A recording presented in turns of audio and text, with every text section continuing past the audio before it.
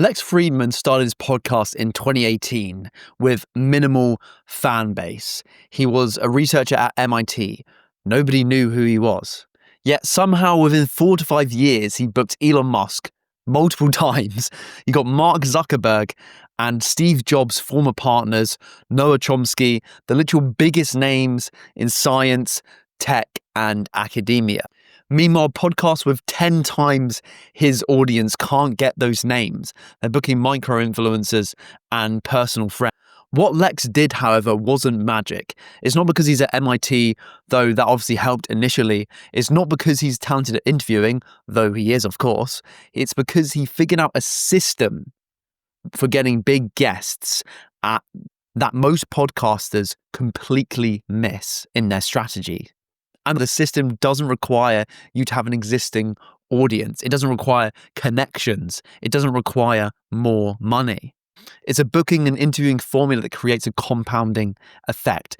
Bigger guests attract bigger guests, which attracts bigger audiences, which makes you attractive to even bigger guests. It's a positive feedback loop. So today I'm going to show you exactly how Lex Friedman built this system, and more importantly, how you can implement it and start booking your guests that you dream of, that you think are out of reach right now, today. If you're new here, I'm Jacob J. Watson-Howland. I'm Europe's fastest growing under 21 podcaster who secured dream guests and gained over 4 million views in my bedroom. Dream guests including SpaceX co-founder Jim Cantrell and YouTuber with over 4.4 million subscribers, Evan Carmichael, within the first few months of starting my show. This is my second channel, by the way, which is why you can't see all of those videos. Go check out my main channel if you want to listen to my podcast. Tactic 1 is the MIT Credential Strategy and Authority Transfer.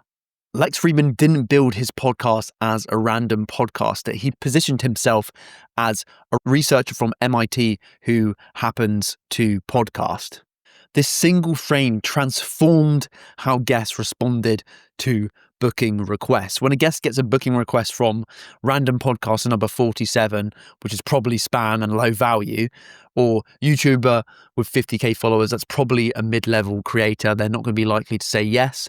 Whereas if they say MIT researcher starting a podcast, that is legitimacy, intrigue, and it's just different. It's more engaging for the person receiving the invite. The third one gets answered, sometimes by the guest themselves, sometimes by their team who actually respects the ask. But here's the crucial part. Lex didn't lie about being at MIT. He was at MIT, but he strategically led with that credential in his positioning. I similarly include that I'm a award-winning BBC featured photographer, which I'm sure has helped me get loads of guests come onto the show that I wouldn't have if I didn't include that social proof in my emails and cold outreach. This is what I call authority by association. You're not claiming to be an authority. You're not claiming association with an authority, MIT, Harvard, your industry's top company, etc., etc. You're actually saying you're a part of it. This is what I call authority by association. You're not actually claiming to be the authority itself.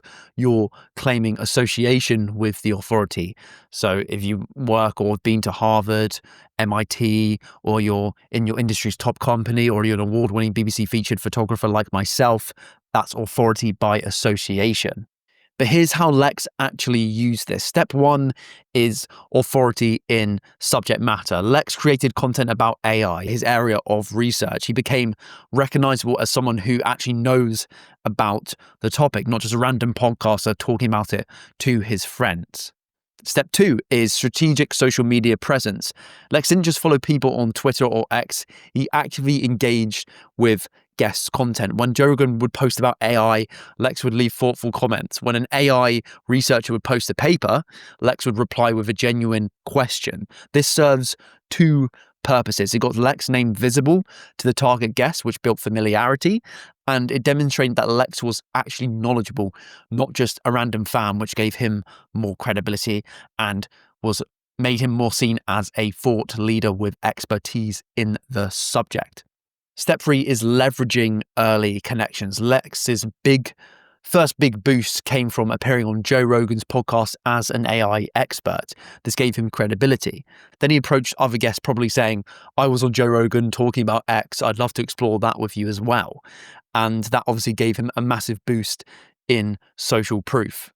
Step 4 is the specific ask. When Lex reaches out to potential guests, he probably didn't say, want to come on my podcast. He would say something like, I've been researching your work on neural networks and I want to explore 3 specific angles with you on my podcast. Here are the questions that I would think would be interesting for my audience. Why does this work? Well, it's specific. It shows he's done the research. It shows he has a genuine reason and interest for wanting them, not just celebrity chasing. The more specific you are in your invitation about why you want the guests to come on the show, the higher the chance they're going to say yes to come onto your show. So this is your immediate implementation to do this yourself.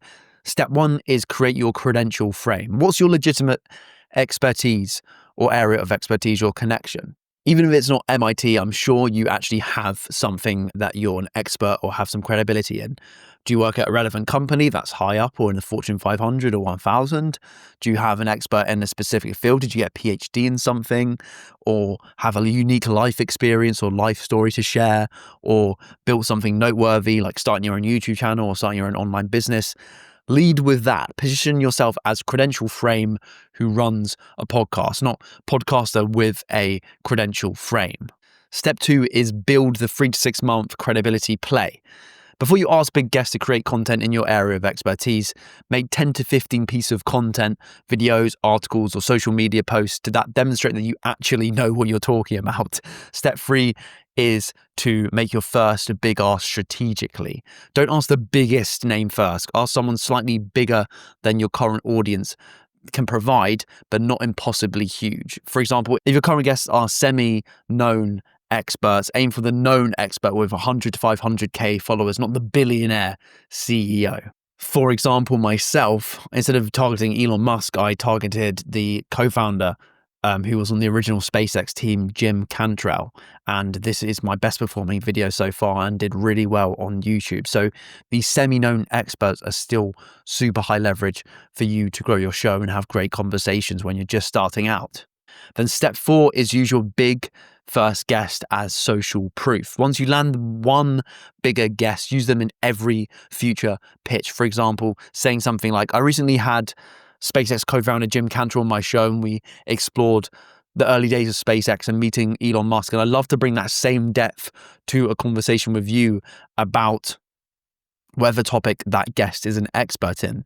This is the flywheel. Bigger guests attract bigger guests. It's a positive sum game. The bigger guests you get on, the bigger guests you can then target in future cold outreaches and future emails.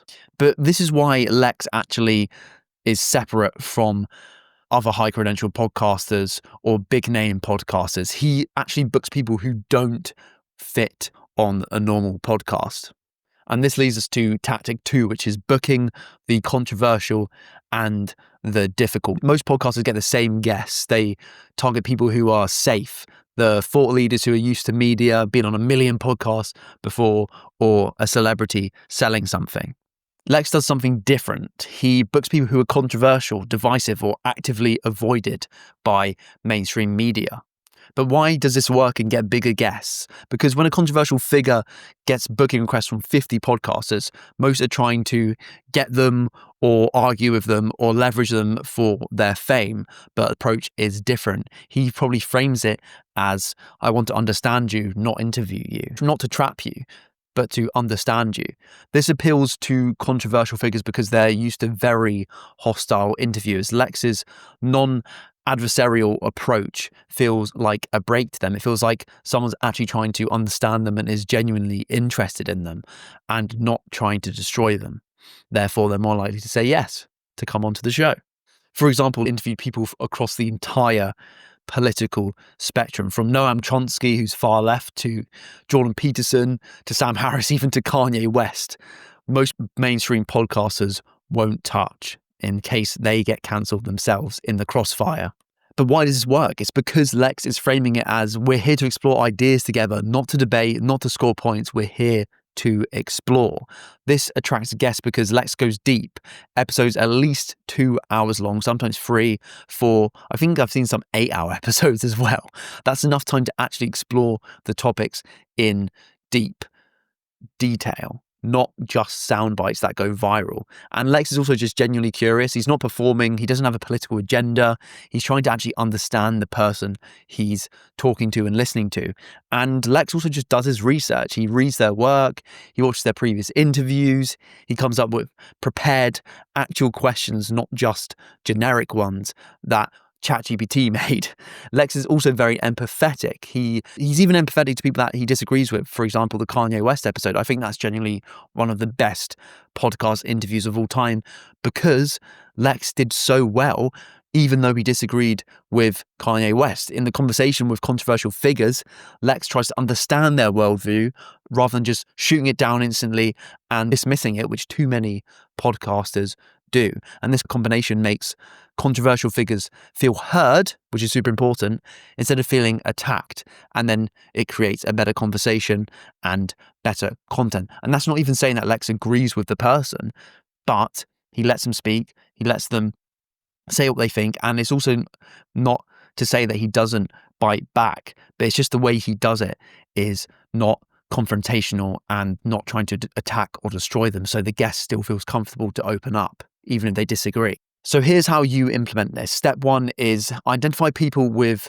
interesting ideas, even if they are controversial. So who has ideas that challenges mainstream thinking, or who gets dismissed? Who has a perspective that most people do not understand? These are the guests to target. And step 2 is what Lex does best, which is do your research. Before you reach out, understand their worldview better than they probably would expect. They'll be used to these interviewers that are just hostile and want to shoot them down and cherry pick certain things that they said. But if you do some deep research, read their books, watch their interviews, and actually understand their core argument, they're probably going to be surprised and they're probably more relaxed because they feel like they don't have to fight to explain themselves as much, if you've done the research and actually understand what they're talking about. Step 3 is frame your pitch around understanding. Don't pitch, come debate these ideas with me on a podcast, because you're not going to get many yeses. Instead, say something like, I want to understand your perspective on insert topic better. Can we explore that together? Step 4 is go long. Make sure your pitches include, I'm blocking 2 to 3 hours for this conversation because complex ideas need time to breathe. And then step 5 is commit to a non-adversarial approach. In the interview, your goal isn't to prove them wrong, right? Your goal is to help the audience understand their worldview. You can disagree, but your tone should remain curious and not hostile. But here's what most people don't understand about Lex's booking strategy. The landing guest is only half of the ball game, right? The other half is the interview itself that still has to perform. You can get the best guest in the world, but if the interview is bad, then not many people are going to watch and listen. So that leads us to tactic 3, which is the deep research and preparation system. Lex Friedman prepares his interviews at a level that most podcasters would consider insane. For a technical interview, he might read the guest's entire published work, study their field very deeply, watch all their previous interviews, or implement their software, or read their research papers himself. He does all of this himself, and also create custom graphics and visuals to illustrate the complex concepts. This presentation changes how the interview flows because Lex isn't just asking surface level questions. He's asking questions that only someone deeply familiar with the work would ask. Guests genuinely feel this. You can tell in the conversation when they listen to it, they understand how much research on their work he's done, and they recognize someone who's actually invested in understanding them, not just someone who's heard that they're interesting, or heard that they have good answers, or heard that they are famous and will grow their show as a consequence. And when a guest genuinely feels understood, they open up, they go deeper, they reveal things that they don't share in regular interviews, and that is exactly when the magic happens. So here's the preparation system that Lex has actually publicly spoken about and revealed. Phase 1 is the background research. It does vary, but it's super significant. He tries to consume as much of the topic as possible, reading published work, watching previous interviews, studying the related fields. And then after doing that, he goes into phase 2, which is the active implementation. If it's software or technical, he uses it, tests it, breaks it. If it's a theory, he'll read academic papers on it. If it's a skill, he researches how to understand it. And then phase 3 is the question development. He asks himself, what would I do if I was this person to explain? He creates questions at multiple levels of abstractions, from simple to complex. He focuses on personal interests and curiosity rather than generic interview questions that they've probably heard a million times before. And then phase 4 is targeted topic development. He identifies 3 to 5 specific areas that he wants to explore, not just to check off, but themes to return to. And he's prepared to go deep in any of them and miss out a few if he has to. And this is why Lex conversations and podcasts stand out. He's not just reading questions, he's having a genuine conversation with someone he's actually studied and interested in. Okay, for us, and for you guys, what do you need to do to implement this strategy? So first, you'd start off with a light prep if you're doing a semi-known guest. 3 to 5 hours, watch their previous interviews, read their bios, understand their main ideas, and then for 1 hour, prepare 5 to 7 main questions or topics based on your genuine curiosity that you want to know the answer to. And then for bigger guests, you want to do medium prep. So 10 to 15 hours reading their published work, studying their field, watching multiple interviews, and then 2 to 3 hours preparing specific questions that show a deep understanding, and then a final hour to create visual concepts and maps to reference and help you understand for the interview about their work. And then this is for major guests. This is the deep prep. So you do 20 to 40 hours. Say you were interviewing the president of, I don't know, the United States, or maybe not, like a massive person, really well-known celebrity or author or historian or world leader. This is what Lex would advise you to do and does himself. You would do 20 to 40 hours of everything in the above that we just mentioned, plus implementing their work if applicable. And then for 3 to 5 hours, you develop interview themes that challenge them thoughtfully rather than just asking the surface level questions. And then for 2 hours, you'd research their background, personal journey, and any lesser known information that audience has unlikely heard about them and that you can answer to get unique responses. The preparation doesn't have to be as extreme as, but it should be visible to the guests that you have done genuine research, because it changes the dynamic completely and makes them feel important and understood.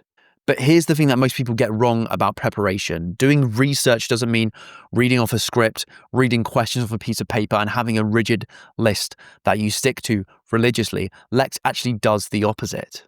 So tactic 4 is the conversational framework. This is where most interviews fail. They're just too rigid, guys. The host asks question 1, the guest answers. The host then asks question 2, and then the guest answers. It's literally just a robot dance. It's so boring.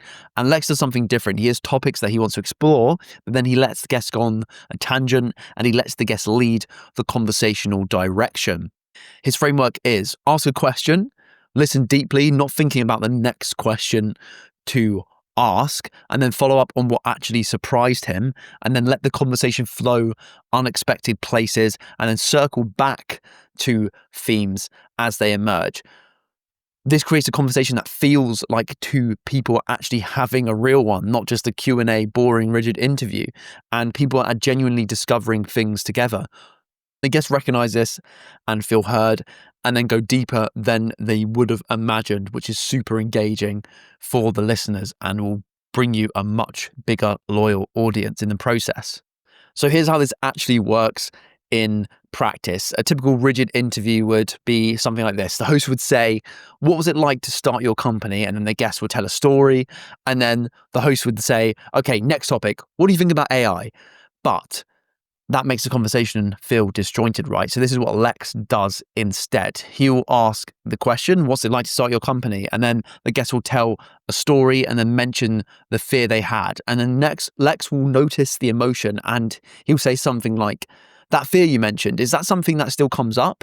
And then Lex will listen to the answer, allow silence, and then reply with something like, Does that fear influence how you think about AI now? What does that do? Create a natural transition and lead to a deeper conversation. Can you see the difference? Lex isn't just moving through topics. He's following the human reality of what a conversation is. He's noticing what actually matters to the person and then explore that rather than just reading his question list religiously.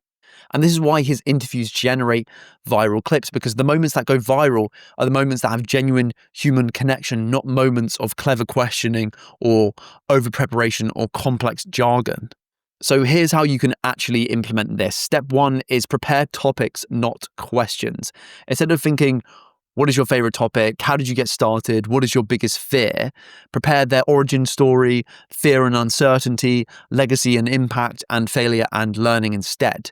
And then step 2 is listen to the guests like you're genuinely interested, which sounds obvious, but a lot of podcasters don't do this because they're thinking about the next question while the guest is still speaking, which is the worst thing to do in a great, authentic conversation if you want that, which, let's be real, we all do, because the more authentic the conversation, the higher the chance of you actually getting loyal listeners because the conversation is more engaging to listen to. Instead, listen to what they're saying. When something surprises you, actually make a note of it. And then step 3 is ask a follow-up question based on the genuine curiosity. Not, that's interesting. So in terms of your business model, you should say something like, wait, you said that made you feel alone. Did that change how you approach relationships? You can see it's just more genuine, it leads to a deeper conversation and a connection which humans are super attracted to. And then step number 4 is when there's a pause, don't try and just fill it with another question completely off topic. Silence gives the guest space to think deeper. So just let them have that silence. And if they have nothing else to say, you can tell from their facial and body language, and then you'll ask your follow-up. And then step 5 is to circle back to themes. If something came up early that was important to you or you think would be good, return to it later when you have new context. You can always just note it down as they're speaking and then continue listening and let the tangent go where it was going to go naturally, like a river. And notice what I'm doing right now. I'm not just teaching about the conversational depth while modeling it. I'm not just listing out tactics for you to implement. I'm showing you how they actually connect. I'm following the logic naturally, allowing space for understanding, and then circling back to the themes I introduced earlier. This is exhibit A of the tactic demonstrated that we were talking about just now. So how do we combine all 4 of these tactics? Here's how the complete Lex Friedman podcast system actually works. In month 1, you will establish your credibility frame and create content that proves you're knowledgeable. Then you'll reach out to guests 20% bigger than your current audience using your credentials at the start of each email and saying things like you genuinely want to understand them and explore this topic with them. Then, in month 2, you'll land bigger guests. The first one is the hardest, but it gets easier after that, I promise. Then you interview them with depth and preparation. The conversation is genuine and you extract amazing clips. And then in month 3, you'll get bigger guests as you gain more proof. And then you'll reach out to guests 40% bigger than your original audience. And you apply the preparation system. And then your interviews get better because you're being more intentional and you're doing more prep and you're letting the conversations go where they're naturally meant to go, whilst writing down follow-ups, for example, if you have other interesting things that they've said that you want to touch back on. Then in month 4 to 6, your guest audience starts recommending your podcast to other big names. Your reputation spreads as the interviewer who actually does research, and then bigger guests want to come on, and then your growth compounds as a consequence. By month 6, you're booking guests you thought were impossible to reach. This isn't luck, this is a system. And let me make a demonstration for you. The demonstration is this entire video. I'm literally applying these Lex Friedman podcast tactics to teaching you guys right now as you're watching and listening to this. I opened with a credibility claim. This is how Lex does it. And I also mentioned my credibility as an award-winning BBC featured photographer and Europe's fastest growing under 21 podcaster. Then I gave you a curiosity gap, mentioning the system, but not telling you what it was straight away. And then I did research to bring you specific examples, deep preparation. This took me hours and hours to make, if not days. And then I let the logic flow naturally instead of forcing a rigid structure. I made it more of a conversational framework, right? I wasn't just reading word for word off of a script or reading off a piece of paper. I was letting it be spontaneous. And I've also been asking you questions and letting you think about the answers as we go along, and then circling back through themes throughout this episode. And then if you've noticed yourself interested in watching until the end, that's because these tactics are working on you. And the irony is that the tactic about booking guests is a better teaching method, which means if you implement this system, you'll not only get bigger guests, but you'll be able to be a better interviewer, because the system is fundamentally about genuine connect. So this was mainly about how to do a lot of preparation and get bigger guests on your show incrementally, like Lex Friedman did. And I hope you enjoyed that. You've taken notes and you're going to take action right now, because I genuinely believe you can grow your show as a consequence. But if you want more of my wisdom and you want to know this step-by-step blueprint of how I went from 0 followers in my bedroom to Europe's fastest growing under 21 podcaster with over 64 episodes recorded, some of my dream guests including SpaceX co-founder Jim Cantrell, Evan Carmichael with over 4.4 million subscribers, all coming onto the show in such a short time frame from my bedroom using my laptop and a £20 LED ring light. If you want to know how to do it yourself, because you genuinely can with this blueprint, then check out my Pro Remote Podcast Blueprint. Top link in the description for the course and community. You'll also be getting AI and email templates, which you can use to get big name guests like we were mentioning today in today's video. And you also access me every single week on the weekly calls. And the first 10 members get it 50% off, but that's down to 9 now because Rob Hoff has snatched one up before you and he is getting the rewards as we speak. He's already recorded 3 podcast episodes and gone on 3 weekly calls with me, and I've given him loads of help along the way. So if you want to access that as well, if you want to start your own show, because even at the end of this video, I know you can do it. I know you can start your own show. 99.9% of podcasts don't make it past episode 20. If you join my course and my community, we will help you get to episode 21 and beyond. Even if you live in the middle of nowhere, even if you're 15 years old or 60 years old, you can still do it. So please, if you generally want to become a pro podcaster, that I know you do want to become, top link in the description. I'll let you hold your hand and show you exactly how to be one. See you there. I'm rooting for you.